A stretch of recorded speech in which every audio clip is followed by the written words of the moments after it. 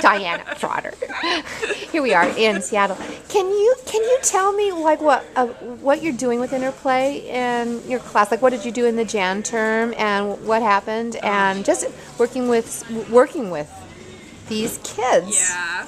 these 18-year-olds, and tell me what happens. Well, Jan term was I called the class Stories and Speeches and advertised it as meeting the oral communications requirement, which normally is public speaking or debate or one of those classes in the speech department. So a lot of students sign up for stuff that I offer in that field because they don't want to take public speaking.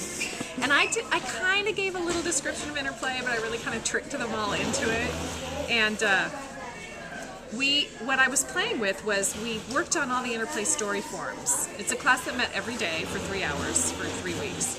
And so we worked on all the Interplay story forms. So I told them right from the beginning, it's just story forms, but of course all the story forms have movement and singing and stuff, so all that got put into it.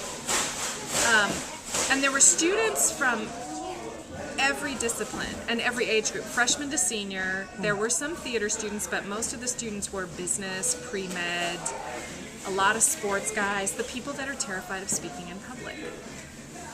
And we played with all the story forms. They loved it. They just loved it. These kids just took off with it.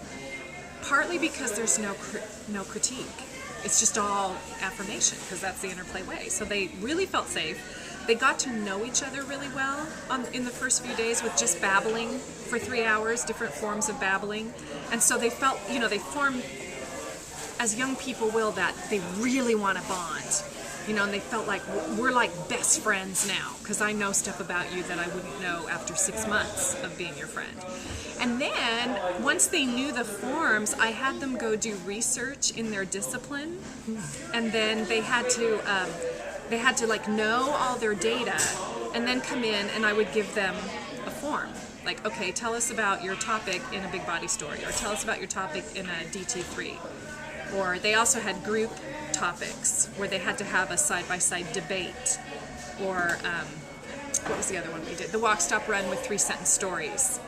And they were amazing. And the evals that they wrote were they just loved it. And they felt like it made it so much easier for them to do any kind of presentation, because now they knew they could do this. We ended with a public performance. So, and